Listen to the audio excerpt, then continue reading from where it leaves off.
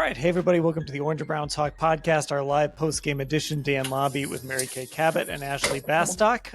As you can see, I'm in a dark room by myself. Mary Kay is just getting settled next to Ashley as we are navigating this Cleveland Browns press box today. And listen, post-games are fun, man. Tech issues, press box navigation, all sorts of stuff going on. But we are here, we are live, and we are going to talk about the Browns' 31-29 loss to the Tennessee Titans. And it's funny, like, I would think if you told me that the Browns lost to the Titans, a team that coming into this game had one win, we had all picked the Browns to win this game fairly handily. I picked them to win like 27-6 or something. So none of us really felt like the Titans would be that much of a threat to this team. And so you would think that we would be starting this podcast with just negativity.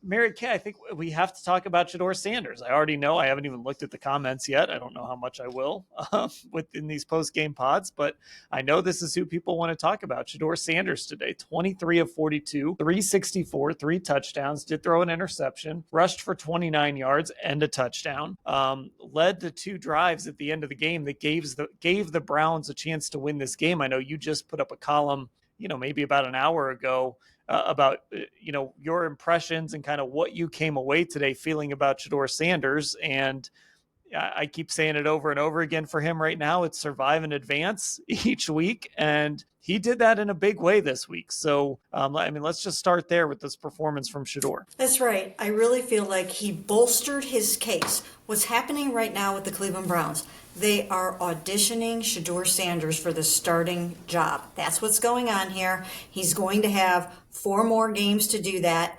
This was his 3rd start. And each week, he's done some good things, he's done some bad things, but I really thought he passed a lot of tests today. And I thought there were a number of green flags today. Coming back at the end of the game, that's what you want your quarterback to be able to do. He also did that in his very first appearance when he replaced Dillon Gabriel.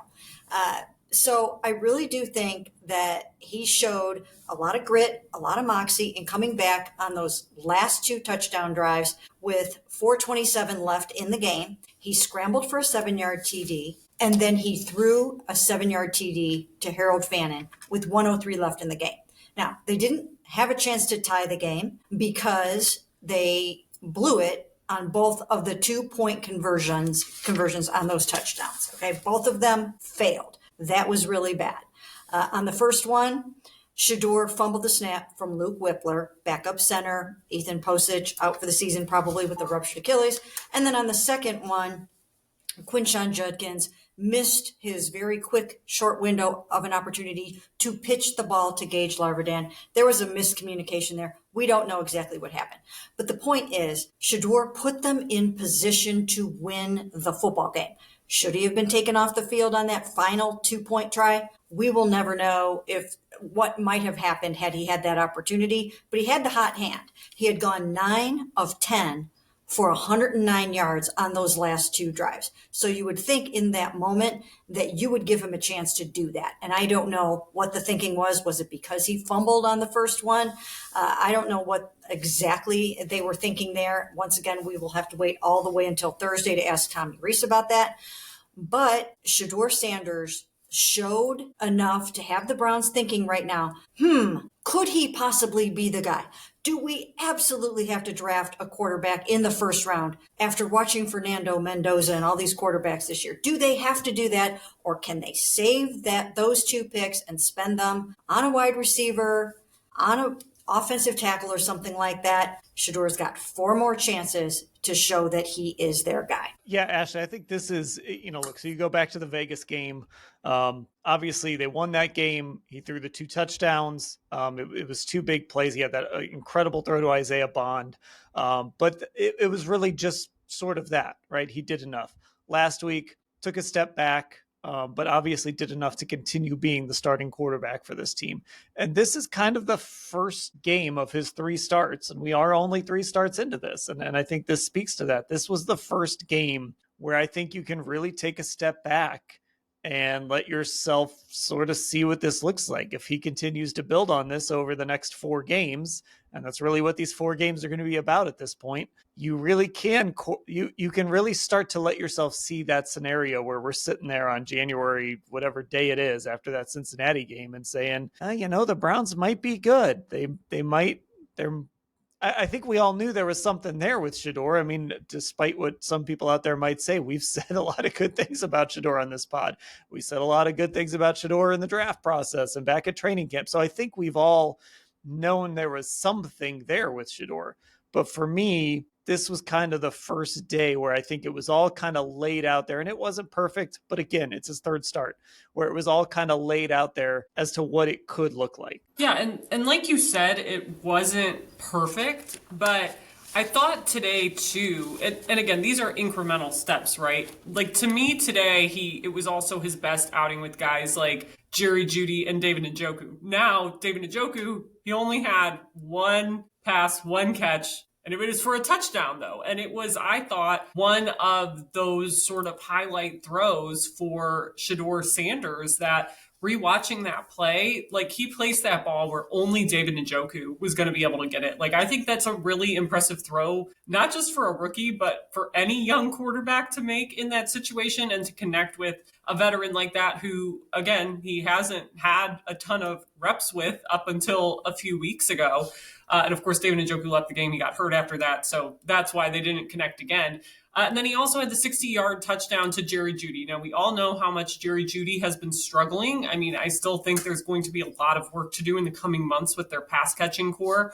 But that touchdown was great, I think, for both of them. I mean, Jerry Jeudy picked up a lot of yards after the catch on it. And then the other touchdown to Harold Fannin at the end of the game was another one of those throws like the Njoku throw where it was really nice ball placement by Shadour. And like he and Harold, I thought, had a lot of chemistry up until this point. He has just gravitated towards those rookies more, though. So it was good to see him mix it up. We were talking about that in the lead up to this game, that more people needed to get involved in this passing offense. And I feel like they did today. And he was looking for Dylan Sampson and Quinshon Judkins, right? He was, I thought, spreading the ball out, looked more comfortable with that. And it really paid off for them, I think, until obviously the failed 2-point attempts, which will be argued and relitigated for weeks and weeks and weeks on Brown's Twitter, I'm sure. Yeah, and look, let's just go down that road now. There's already people asking about him. There's already people asking about Kevin Stefanski, obviously. So I mean, let's go down that road now and talk about those 2-point tries. So obviously the first one, they're down 14. They score a touchdown to get within 8, and they go for 2. We're not going to argue about the math and the analytics here. That would take us an hour. And I've said it before. It's politics. You're not going to change anybody's minds with that stuff. But they decide to go for 2. Backup center in the game, Luke Whippler, Shedeur Sanders took accountability for it after the game, said it was on him, fumbled the snap. Next time, 2-point try, chance to tie the game, send it to overtime. Of course, they take Shedeur Sanders off the field. So that's the real controversy here. Now, the play itself did not work. Quinshon Judkins did something wrong. He hesitated, whatever it was. He was supposed to pitch it to Gage Larvidan. It looked like there was a lane for him to run through. And maybe it would have been a 2-point try, and this is a moot point. But it didn't work. Sometimes we can get caught up playing the result in this, Mary Kay, but I think this is a legitimate process question too. For me, and I know he had the fumble on that 2-point try earlier, but to me, based on how he played in those previous 2 drives, and frankly, just had an incredible scramble for a touchdown on the first of those 2 drives, right, on a broken play. I don't think they should have taken him off the field. I think that's a situation, and I know they run the Wildcat all the time. I think that's a situation where Shadour needs to be on the football field. You need to put your quarterback on the field. And frankly, I don't know, what a great opportunity to kind of put the ball in his hands and, see what he can do. We talk about developing a young quarterback. I think there's a lot of reasons why Shadour should have been on the field on that. Yeah, he had the hot hand at that moment. As I mentioned before, he was 9 of 10 for 109 yards on those 2 drives. He really had the hot hand. He was in gamer mode. I think it must have been the fumble that freaked them out. And also, they had probably practiced this play over and over and over again in practice. They wanted to use it. They wanted to be aggressive. They wanted to be creative. They wanted to catch the Titans off guard. They had used Quinshon Judkins so many times as the Wildcat QB, and they felt that it was a great play for them, I'm sure. But I do agree, it is a curious decision to take Shadour off the field in that instance. And I'm sure they're second guessing themselves right now about the whole thing. Yeah, and like, look, these decisions add up, right? Like, I think we're talking about a 2-time coach of the year here, all that stuff that people say about Kevin Stefanski, but these decisions do add up. And you go back to last week, the decision to go for it at their own 33, and you have the direct snap to Harold Fannin that he couldn't handle. They don't call a timeout before the snap. This situation today, like, I know this was a big topic a few weeks ago in Las Vegas, and I think it was the right thing in Las Vegas. I think putting Quinshon out there in those situations, first of all, it worked, right? So maybe I'm playing the result on that. I don't know. But it just, in the moment, even before the play went haywire, Ashley, it just felt strange that this quarterback who had the hot hand, and Lance, who's going to be on a little bit later, always says players over plays, right? This felt like a players over plays moment. Like, Shedeur Sanders had done everything right for you to that point. And I just feel like in that situation, put the ball in his hands and see what happens. Yeah, and like it's not even like this idea of he deserved that chance. Like, I think he did, but more importantly, I think he would have given them the best chance to win the game. And look, the fumble, maybe they have a different view of it. I know I would like to rewatch it multiple times, but like, I really think that happens because Ethan Posick is not in the game at that point. Like, I don't know that we can blame that on Shedeur Sanders. Like, I think from me watching it, maybe it came in a little lower than he was expecting, right? Like, he and Luke Whippler probably haven't had a ton of reps together. Obviously doing this, if any practice reps together, doing this. But to that point, if Shedeur Sanders, your quarterback, struggled with it, like, to me, there's still a risk of Quinshon Judkins, a running back, struggling with that. And then you're asking him to bear the weight of this operational stuff in a game tying situation. Like, we were having this debate in the press box like an hour or so ago, and Dan, you and I were on the same page about this. Like, rookies are going to be there in key moments in football games with this team. It's how the roster is constructed. Like, whether they should be bearing as much weight as they are, that's one thing. But there are some good rookies on this team. But for me, it's like, why are you trying to get cute in that situation when Shedeur Sanders has spent months and months and months, and you've been developing him to handle this operational sort of stuff? Why are you then putting a rookie running back who never really has to deal with that stuff other than when you're running these Wildcat plays and Friday practices or whatever? We know, guys talked about, they run them every week. They ran this on Friday. Like, we know that much about this play. But it just seemed like, watching it back, and again, Quinshon Judkins declined to talk when I waited for him by his locker today. So we don't know. We didn't get to ask the main person involved, and everyone else was not really willing to say what happened. But from what we saw in the game, what looked like was supposed to happen was he was supposed to pitch the ball to Gage Larbadan, who was kind of cutting across behind him, and he was late. And like, to me, that's a mistake that I don't think a quarterback, even a rookie quarterback, is going to make, and I don't think Shedeur Sanders would have made it in that moment. Hindsight 2020, again, this is one of those plays, if it works, everyone's talking about what a genius call it was. But it didn't. So we're having the opposite discussion. So can I ask this too? And again, I don't want to turn this into the analytics math discussion. But I do, I was kind of going back, not back. I was having a discussion with one of our texters because they asked, why do you go for 2 in that situation? I kind of explained what has become the standard thinking is you're basically declaring we're playing to win the game. We're not playing for overtime. And so you're going to go for 2 early so you know the outcome. And then just exactly in this situation, hey, we didn't get it. So now we know we need to try again. You're finding out information early. However, that said, I do wonder against this Titans team if the Browns might have just been better off trying to go to overtime. I don't know. Maybe I'm wrong about that. But I think you're always trying to kind of read your team. You're always trying to figure things out. You're already down your center. Well, you're down your right tackle, you're down your right guard, you were down your center after the after Ethan Posta came out. So maybe that's what they were thinking, right? Like the longer the game goes, Denzel Ward was out of the game at this point. David Njoku was out of the game at this point. So maybe the thinking too was the longer this goes, the harder it's going to be if we have to go into overtime. But I mean, I'll just ask both of you, especially this is easy because you're both sitting in a room together. Did either of you have an issue with Kevin kind of following what has become the book in that situation? I didn't really have a problem with it because I do think that, they have their really good reasons for why they do things and they have their analytics for why they do things.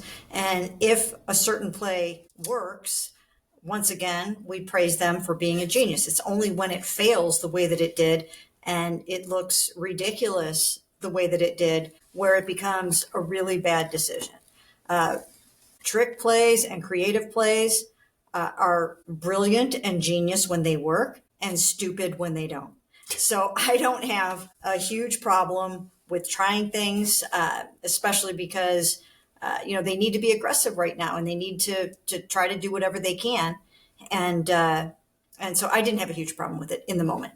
So, Dan, are you asking more are you talking about the first decision to go for I'm just asking. Yeah, I'm just asking the approach that Kevin took, which, like I said, has become pretty standard. I think across. Yeah. I mean, I saw a high school coach do it. Actually, it's become pretty standard across the board to do it. But there is a world where he could have played for overtime as well and just kicked the 2 extra points. And certainly, there are, as you can imagine, there are people in the chat. There's people on Twitter, people who are like, man, just take the points. Yeah, my issue with it is not, it's funny, I'm going to sound like I'm talking in circles, I think, when I say this. I was not questioning why is Kevin doing this because, of course Kevin is going to do that. That, as you said, Dan, is kind of the standard decision. My issue is more with the analytics of it all. And maybe it's just my brain and how my brain works. I don't understand why the analytics say you should go for 2 then, when, you would still, if you kick the extra point, you'd still have a chance to go for 2 at the end and win it, right? That to me is an analytics issue that I actually do not agree with or understand. And I think there are a lot of fans that feel that way too, to your point of just take the points. But knowing Kevin Stefanski and knowing the Browns and the analytics of it all, I'm not surprised they were aggressive in that moment. And to Mary Kay's point, if they get the first 2-point conversion, and we don't know what that play was going to look like, right? Because it was blown up from the start.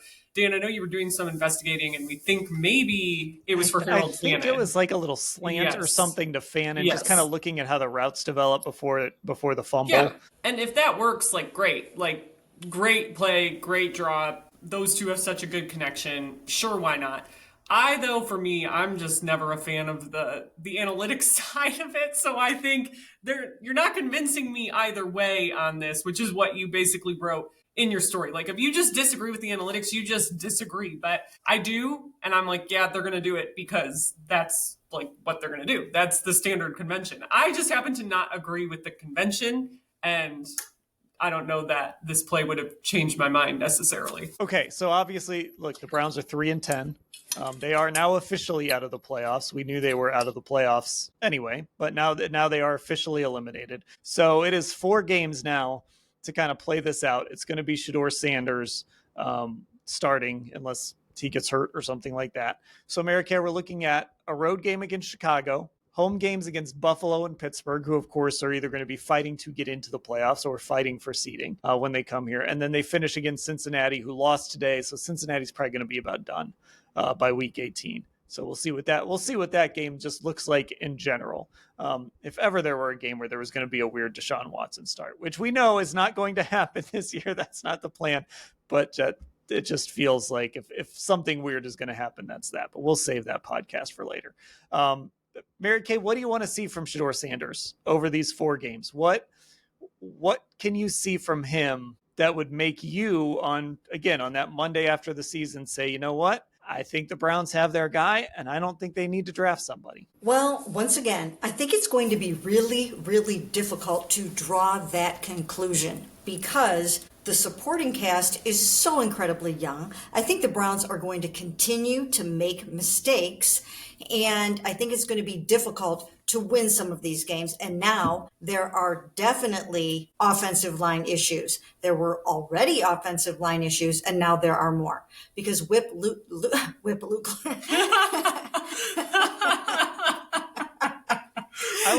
like that name better, honestly. Whippler. It's late and we're tired. Luke Whippler is now the starting center for the rest of the season. And these guys have got to get their snap exchange down, and those guys have to figure things out. So I do think it's going to be difficult, but I think Shadour needs to continue to build on what he did today. He got the ball to his primary receivers, which he needs to do that. He patched things up with Jerry Jeudy, so those guys need to continue to build on that. And he needs to continue to show that he's a gamer, that he has moxie, that he has great accuracy, that he can fit the ball into tight windows. These are the traits that you want to see. It's not necessarily going to be a perfect situation where you've got this great film and you can see exactly what it's going to look like. Because next year, all of those rookies are going to grow up. They're going to be a year older. You're probably going to add a receiver or two, and you're going to overhaul your offensive line. So you're not going to have a perfect idea of what it's going to look like if Shedeur Sanders were your starting quarterback. But I think you can count on those traits. And he has to continue to show that he's seeing the field, that he's understanding what is happening defensively in front of him, and that he can deliver the ball calmly in the face of pressure, which is one of the things that I'm most impressed about him, is that he can stand in the face of pressure, basically ignore the fact that he's going to get hit. And he got hit 14 times today. Very hard, a bunch of those times as well. He got hit 14 times, only sacked 3 times, but hit hard a lot after the throw. He's got guts. He can stand in there and he can calmly deliver the football where it's supposed to go. And I think those are things that the Browns are going to want to try to build on. Yeah, I mean, you can tell this is a guy that took a ton of hits in Colorado. Like, he's not fazed by it. So you see that every day. I will say the one thing that stands out is you can't make that one huge negative play, right? And that was that interception that he threw near the end of the third quarter. And I think the thing about that pick is on the series before, the Browns were backed up a little bit. They had a 3rd and 6 at the 27. And Shadour scrambled out, and it felt like it was going to be a play like, he's trying to do too much. And he just threw the ball away, and the Browns punted. And it was like, you know what? That was a really smart play. That's what you have to do sometimes. That's the NFL. And then it was the next series, he throws the interception, and that allows Tennessee, who was kind of dead in the water. Like, the defense was not good today. I'm not going to sit here and pretend like the defense was awesome today, but they had at least settled in a little bit to that point. But that gave Tennessee a really short field. They end up scoring on the very first play. Terrible run defense to give up a 32-yard run. So it's that play, right? It's that play that he can't have. And it's his third start. And he's trying to break some bad habits. And he's playing behind a makeshift offensive line. So, and he's a rookie. Those mistakes happen. But that's the area, Ashley, where if he is going to take that next step, you eliminate that play, and there haven't been, and we're seeing those plays, the number of plays like that go down and down each start. You eliminate a play like that, now you're really taking this thing to the next level. Yeah, that would be the next level. And hearing him talk about it, he mentioned at that point he's like trying to find a spark. And I think Joel Bitonio was the one who said after the game, like, they did not have a very good third quarter, and obviously they did not score. No one had scored up until Pollard runs in that 32-yard touchdown after that interception. So it was kind of an ugly third quarter up until that point. I understand what he's saying, and with Shadour and his style of playing, like, that I think might just kind of be the plays. Eventually people are like, oh, well, you got to live with some of that. Now, that one I think was particularly bad, like rewatching it. He should have just, I think, lived to see another drive in that situation. But when you have a quarterback that's going to look for explosive plays, and especially a young quarterback, sometimes the mistakes like that are going to happen, and you might have to live with a couple of them. In this case, though, obviously not ideal considering the Browns were winning up until that point. And it's obviously a play everyone would like to have back, knowing that. But I think, to your point, that's where some of these things need to be ironed out with him in terms of taking it really to that next level, because you have those great other explosive finds that he did, fantastic, without that one especially. So that to me is the one area where, yeah, it would make a big difference.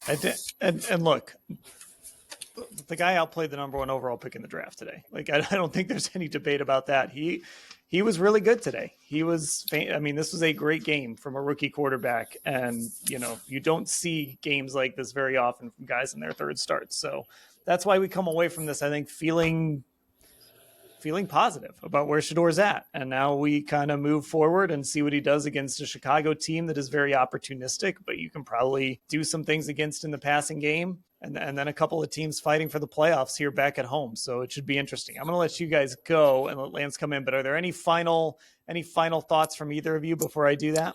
Yeah, just I feel like this is the kind of game, and I'm opening up a can of worms here, but this is the kind of game when you have as many mistakes as the Cleveland Browns had in this game. I do think that there is a world in which if the Browns do decide, and I don't know what they're thinking, but if they do decide to part ways with Kevin Stefanski, I think they're going to look back to this game and they're going to see all the mistakes that happened in this football game, and they will use this as a case against him. There were just so many mistakes on special teams and elsewhere in this football game, and they should have won this game. I mean, they just lost to a team that had won only one football game and had lost 11, and they were at home, and they have one of the best defenses in the NFL, and they gave up 160 some rushing yards to Tony Pollard. Mm-hmm.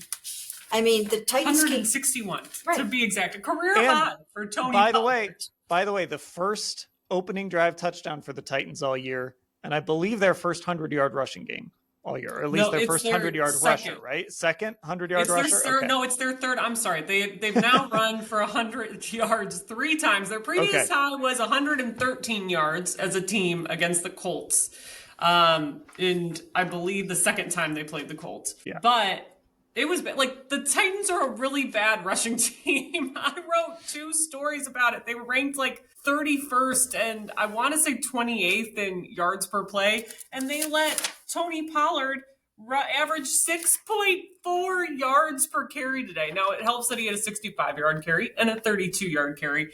But the Titans as a team still averaged 5.3 yards per carry. You cannot let the Tennessee Titans have a game like this against you on the ground. No, and I think that because of all these things that we're talking about, including, once again, the special teams mistakes, the big kickoff return on the very first kickoff of the game, the opening kickoff, a 41-yard kickoff return, when they knew that was the number one thing that they had to not do in this game probably was not let up those DK returns. And what did they do? Opening kickoff, 41-yard return. It set up the Titans' first touchdown. I mean, that return right there can cost you the game. But there were so many mistakes. I just think that if the Browns are looking for a reason to make a change, they will look back to this game and say, we lost to the 1-11 Titans at home with the number 2 ranked defense in the NFL. And I just have to wonder if this isn't going to be the game. No, and I think you're right. This feels like the start to the, or it could be the start to the end, I should say. And we will see. We'll see what decisions the Browns make over the next few weeks here. But yeah, this is, if we're sitting there talking about a coaching change the day after the Bengals game, we're going to look back to the Jets game. We're going to look back to the decisions last week against the 49ers. And we're going to look to some of the decisions today. And we're going to say that's kind of when it started. You got a bunch of rookies. There's some things that, I know expectations were low, but you've got to make good decisions. You've got to play clean football and all of that stuff. So we'll see where that goes. I know there's a lot of people in our YouTube comments who are not happy with Kevin Stefanski right now, so I don't blame them. Sorry, I dropped that bomb at the end of us walking out. By the way, but I just think it's important for us to address. No, you're right. That notion, and I have opinions on this, which we can get into as we do our podcasts throughout the week, and we will have more thoughts on this. But I just think that this could be a nail in the coffin if a change is made. All right. Well, I think that might come up on the HMK pod on Monday. And if it doesn't, it'll, like you said, it'll come up during one of our pods during the week for sure as well. So I will let you guys go. I know Lance is going to be jumping in here in a second. So we will say goodbye to Mary Kay and Ashley. He literally just jumped in the room as I let them go. So there he is, right there, getting his camera right, getting his mic right. We're timing it up now. We are good. That was perfect, Lance. I literally said goodbye to them, and all of a sudden it pops up. Lance Reisland is in the waiting room. So there Perfect. you go. We're getting there. We've been doing this a long time. We kind of know when things are ready to roll, right? All right, on to part 2 of our podcast here, the Browns 31-29 losers. We talked, obviously, as you can imagine, a ton of Shedeur Sanders in that first part of the pod. I do want to talk a lot of Shadour with you as well. But I also saw you tweet about the decision on the 2-point try to take Shedeur Sanders off the field. I dropped your line in the first part of the pod, players over plays. I think you retweeted someone who kind of said to you that they felt like that was a plays over players situation. So, I mean, let's start there. Kevin's decision to take Shedeur Sanders off the field on what was the biggest play of the football game. Well, I'll say this. First of all, I would have kicked the extra points. And I understand the analytics tell you to, all that kind of, but the 2-point play, it's interesting the thought I had on it. And I knew we would talk about it because I did not hate the call. In fact, I like the call, and I'm pretty sure this is how you thought about it. So they've had a ton of success with Wildcat. So you go in Monday or whenever, their meetings are, you go in and you're like, all right, what are we doing off Wildcat now? We've had tremendous success, blah, blah, blah. And you start that's the analytic part of it, right? So all week you have your situational football, which Kevin's very, very good at. And that's the play. We have done this, so this is what we're going to go to. I love that. That's how you get better. That's how you're good in the red zone. You're not making calls just on feel, those type of things. So that has to be a part of it too. So the call was not bad, in my opinion. It was not executed well. Junkins had some type of mind freeze. It happens. But the call itself, when people say the call is stupid, I disagree. Where I disagree was you have a guy who's playing at a really high level. And it's one of those things, right? When they say analytics, you have that big card, right? Those all offense quarterback coordinators use. And it says, in the red zone, on the right hash, this is what we're going to do in this situation. There's sometimes in football, though, you got to have a little bit more feel, in my opinion. And there's the idea of feel versus analytics or players over plays. The way that Shadour was playing, he was making plays. It was outstanding in his competitive nature. He was just rolling. It's like having a back who's rolling. It doesn't make sense to run it on 3rd and 6, but you got a back who's rolling, whatever it is. So the idea that the execution was bad, all that, but the call was not bad, in my opinion. In fact, I like the call in a different situation if you didn't have a quarterback who's so hot. But that's when feel's got to come into it, Dan. And that's what I think the Browns have lacked with their play calling, and Kevin and Tommy, is that they work really hard at what they do. And you can see it because they're setting up plays. So if you look at it, we sit here all the time and say, hey, we want to see the Browns set up plays. They set up the play. They had great success with the Wildcat. That was a play off the Wildcat. If it works, everybody goes, look how great that play was. But for me, it was they didn't get to a guy who's the hottest, right? So for me, I'm finding a way in that situation. I'm giving the ball to Shadour, and I'm finding Fannin.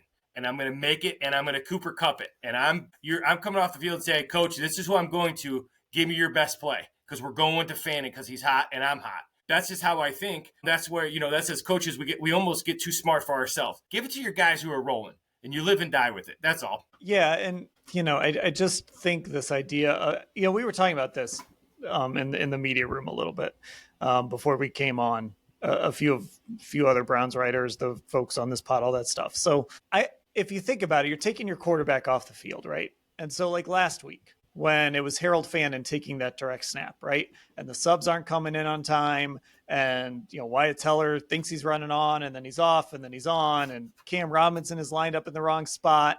And you're putting Harold Fannin in this position where he's got to come up to the line and run a play. And he says on a Monday Zoom, I should have called timeout. Well, that's a lot to ask for a rookie tight end. Yeah, right? that's a tough one. And I feel like in this situation, there are some operational issues there because you're taking your quarterback off the field and you're basically asking, right? Like Quinshon Judkins probably called that play in the huddle. Like he had to handle a lot of that stuff. And you're asking him to do something, even though they have run the Wildcat and the direct snap stuff a lot this year. You're asking him to do something out of character. Right? You're asking him to do more than a running back usually has to do. And so you're putting him in a position where if one little thing goes wrong, a whole lot of other stuff can go wrong because he's not a quarterback. He's not trained to handle all of this stuff. Not that he had somebody in his headset, right? But he doesn't have anybody in his headset helping him out. He doesn't have all of that stuff. So I think operationally too, you're putting yourself in a position where you're setting yourself up to where things could just go wrong more often. Well, it's funny because I had a bunch of people text me about the play and what happened, and I texted with Mary Kay, and there's a fine line between innovative and smart and just flat out stupid. And it's really funny in the game of football because though I look at it a little bit differently, Dan, because everything you're saying makes a ton of sense. And everything you're saying is pretty true. But I will tell you, as a play caller for 22 years, I'm thinking to myself, we've had this set up all week. We know that they worked on power. We know they worked on that. I'll add this, and just so everyone out there listening understands too, like guys were telling us they've been working that play since training camp. Yeah. So you get, and as a coach, you start to, especially Kevin and Tommy Rees, they're very analytical on how they handle things. So they're thinking, we've done this for so long. And where I separate myself as a play caller is sometimes we just overthink it. And for there, I'm thinking the best player on my team right now is Shedeur Sanders, and my best receiver is Harold Fannin. And that, even on that drive sometimes. And I know where that fine line comes in because once again, if it works, everybody goes, that was brilliant. They've been running Wildcat. That was brilliant call, simple scheme. They set it up the weeks before. We've been asking for it set up. Or you get that's stupid, don't get cute. The fine line between cute and stupid, I think I told Mary Kay, is really, really, and I've been on both sides where, wow, that was a creative play too. Why would you just not hand the ball off? Like when the Browns had Nick Chubb and you get a penalty, the ball's on the 1. Give it to Nick Chubb. Okay, they stop him, great, but that's your best option. I just think that was all the things that people are saying and everything you just said, I'm like, that's absolutely right. But all the things they're saying, my biggest complaint about the 2-point play was just that the guys who were hot, when they, that's that feel, right? You were down, you were getting your butt kicked, everybody's talking this, and all of a sudden you're back in it. All of a sudden you're rolling, and two of the reasons you're rolling is Harold Fannin, but especially Shedeur Sanders. Let's see what he can do in that situation. I don't know. That's me. So that goes back to when you and I were breaking down the Super Bowl with Cooper Kupp, and it was like Stafford. I read his lips. I'm throwing it to Kupp. Figure it out. Like, so if he gave him a bad play, great. We're still throwing it to him. I don't know. That's just kind of the feel that I feel like Kevin back in 21 when they were incredible in the red zone. He was so good at that, and that's really been a struggle the last couple of years. Just that feel. All right, it does. This is not what we should do. In fact, we should do this because this is what the numbers say. We should go for 2 on the previous touchdown because that's what analytics say.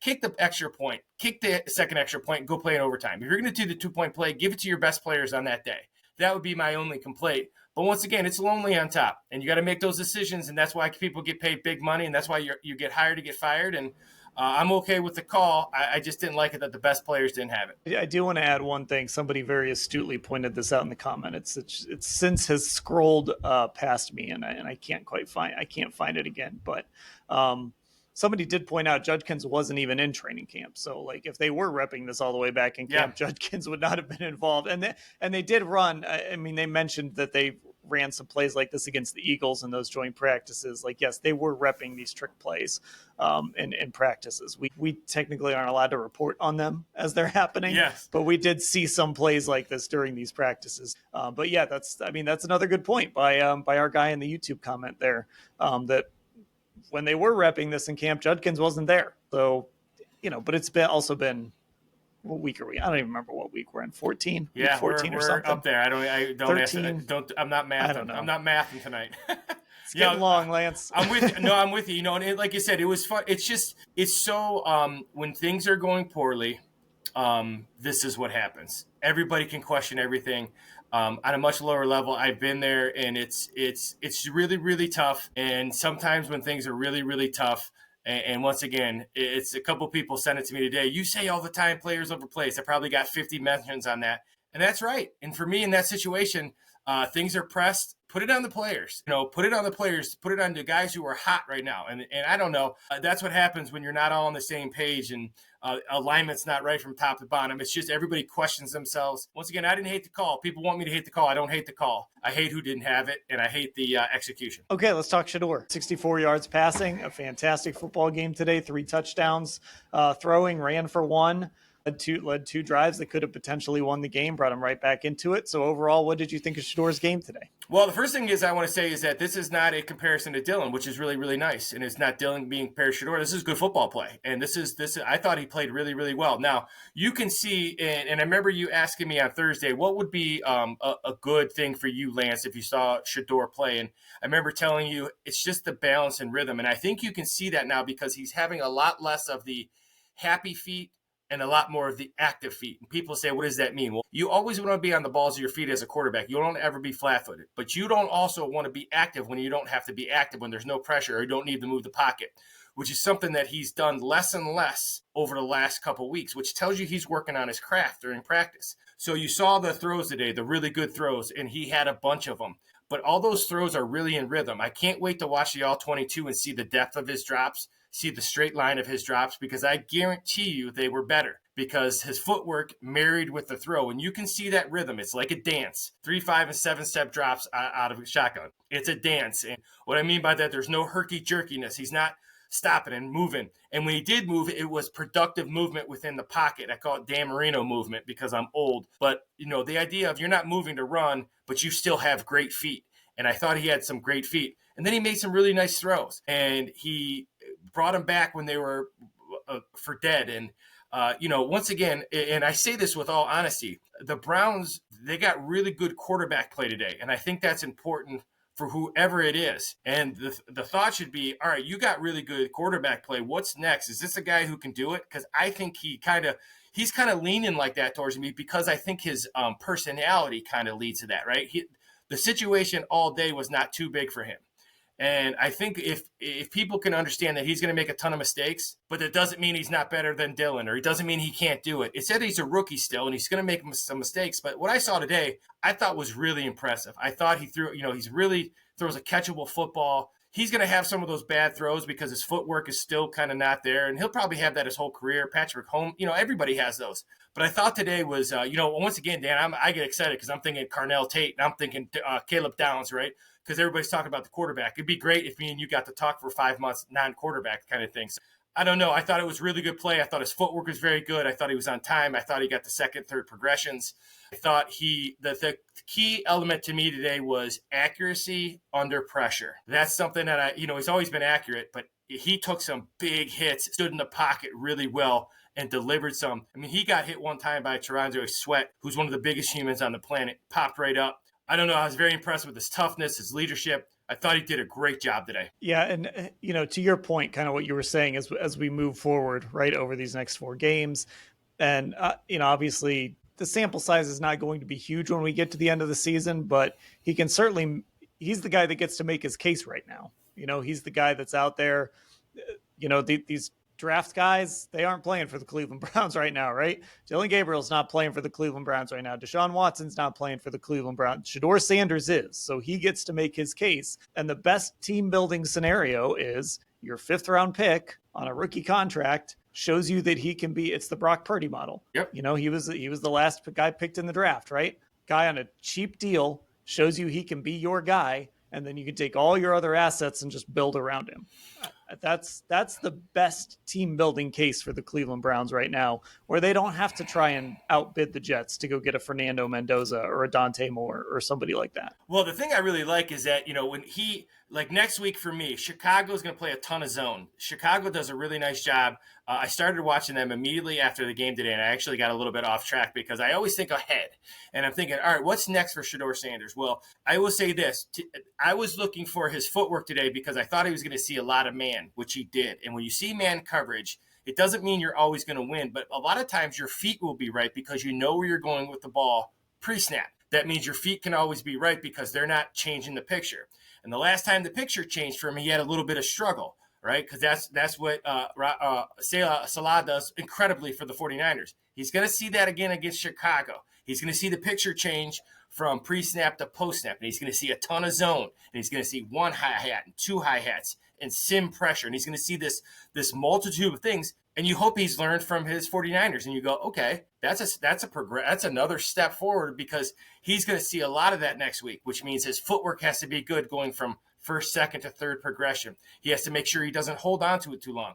I thought he did a good job today, almost catching himself and throwing the ball away, which that'll become natural as he does it. But you can see there's desire to be good at his craft. And I think that's important. And I think, that's what I've always, we've watched that out of him. He's, he didn't get sabotaged. See, they chose him. No one else did. The part of his success is because of what Tommy Rees and Kevin have done for him and got him to this point. So if it gets to the point where it's not a sabotage and it gets to the point where, hey, this is the guy, all right, let's get on the same page kind of deal. That's when success starts, and that's when you start to turn the corner, and then you start to get back in line. But like for me, he's going to see a bunch of different pictures next week, and I'm kind of pumped for it because I want to see where he's at. Yeah, I mean, that's the fun in this is that week-to-week progress and that week-to-week. I do hope that we've reached a point now where tomorrow Kevin Stefanski is just going to say, yeah, Shedeur's the guy moving forward, that we're not going to do this week-to-week BS anymore. Like, he's at the very least earned that, right? Like,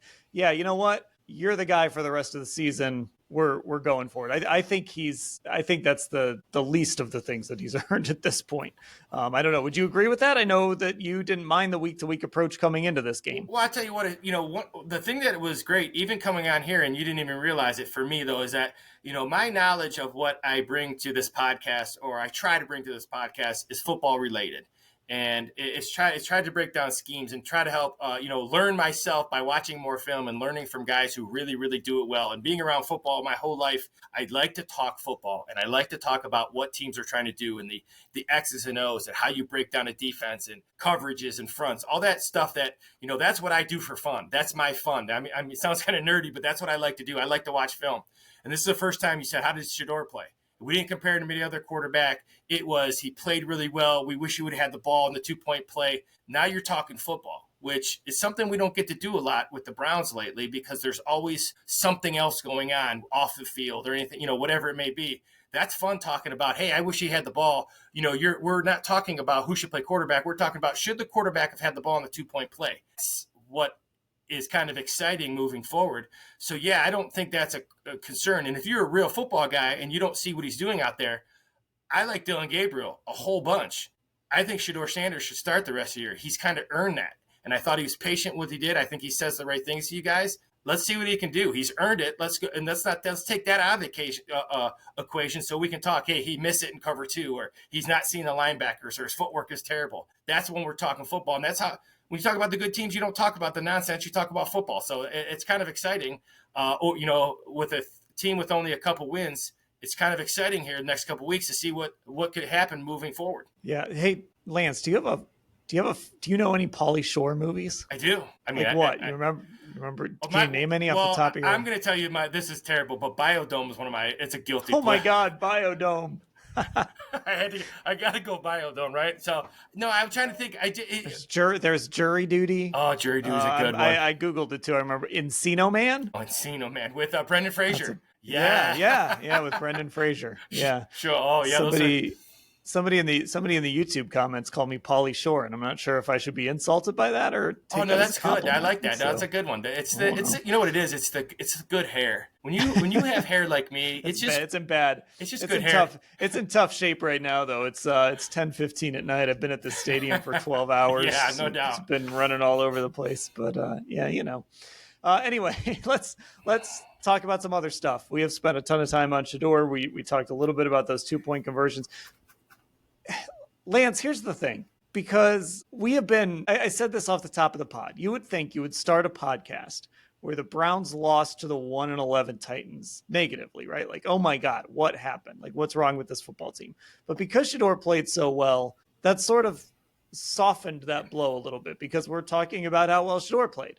That said, Lance, this team just lost to a 1-11 football team, a team that I think I don't remember what your score prediction was, but I mean, we all thought the Browns were going to win this game pretty easily. Now, I'll give you some credit. You were talking punt block all week, like on that Thursday pod. Go back and listen to that Thursday podcast, and Lance told you that blocked punt was coming. But we're going to look back on this season with a loss to the Jets, a loss to the Titans. The defense let them down really for, I think, the first time today. And that was bound to happen. The defense was going to, you can't play, like we're going to say this with every player, right? With every, you can't have 18 or 17 perfect games, right? You're going to have a letdown at some point. And today was that day for this defense. I guess I don't know, because the Shadour thing sort of clouds it. It's hard for me to process how this team lost a football game to the Tennessee Titans. Well, I'm going to say this, and I agree with this, because you know how I feel about winning, and you know how I feel about development and all that other stuff that people talk about. Winning's the most important thing, and when the dust settles, you lost. And that's the kind of attitude that's the next step for me with Shadour if he's the quarterback. I'm glad you played well. You deserve to play well. You deserve to start, but you still lost. Now, it doesn't take away how you feel, but outwardly you should be, it's kind of like when we were talking about Bubba and some of the comments he made. Outwardly, he needs to be pissed because you lost. And you need to be like, I would trade all the yards for a win and things like that, and saying and doing the right things, which he seems to be doing. But yeah, that's the problem is you're looking for things that aren't important, because really nothing else is important besides winning. This is not a process-based league, and I'm big on the process. I'm big on things. That's why I thought Dylan would be more successful than he was, because he can process information. But this is a results-based business, and they're not getting the results. And when winning isn't the most important thing, and it's it's kind of like Manny played well. I'm with you. He played well. That's really, really awesome. But I talked with you on Thursday about they can't give up big kick return. They do it on the opening thing, and be very, very careful, because the worst mismatch besides the Browns defense against the Titans offense is the punt team of the Browns versus the punt rush team of the Titans, and they block a punt.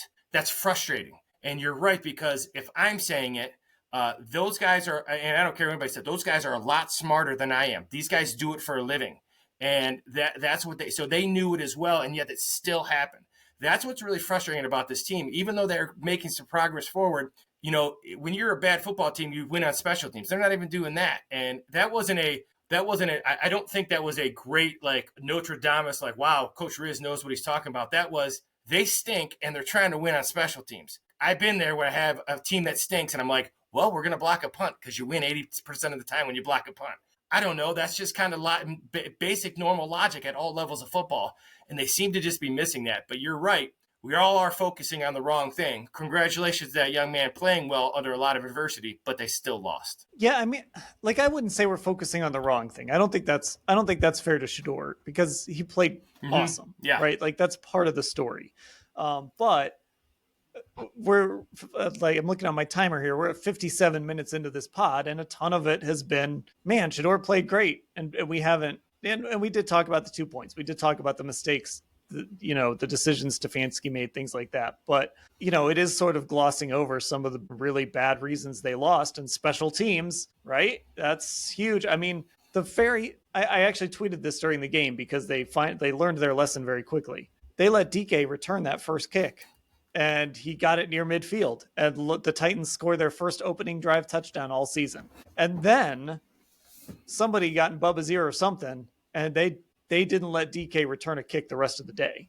So it's stuff like that. If you would have told me, how do the Titans win this football game? Well, DK is one of the guys that can beat you, because your special team stinks, and he's a great returner, and he gets a great return to start the game. You were saying on Thursday, well, they go after punts like crazy, and so they could block a punt, and you've had punts blocked this year. And lo and behold, they block a punt. I mean, that is the stuff that people should be frustrated about, because like you said, I respect the heck out of what you do and what you say on our pods every week. These guys are sitting in that building in Berea 100+ hours a week watching this film and going over this stuff over and over. Yeah, we can't get to that level. Correct. We don't have the time to get to that level. That's what's frustrating. It's just these things that were so obvious still came back to bite them. Well, it was funny, because I let the kickoff go. I'm like, blah, it was a good move. He made a good move. But then the punt, I was like, and my wife was actually out, because she listened to the pod on Thursday, and my wife was actually out, and she texted me when they blocked the punt, because I told her, she said to me, she goes, if they block a punt this week, she goes, how do you know they're going to block a punt? And I was telling her, I said, when you're not good, blah, blah, blah. I'm going through the whole thing that you and I talked about. And then she's in their car, and she's like, and they were like, so the girl's like, I can't believe they blocked the punt. And she just texted me. She's like, OMG, how did they block a punt? She goes, if you knew it, how did they not know it, kind of deal. So yeah, that's the frustrating part.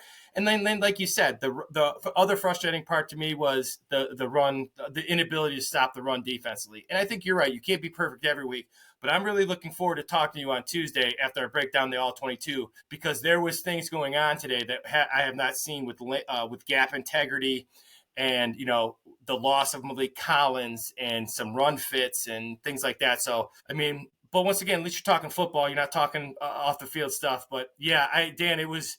I had to text you after the punt block, and it simply and I laughed because I simply got a yep, because it is. I mean, how does it happen? It's you and I were talking where it was our pod on Thursday, because you're watching the same things I'm watching, and we're doing the best.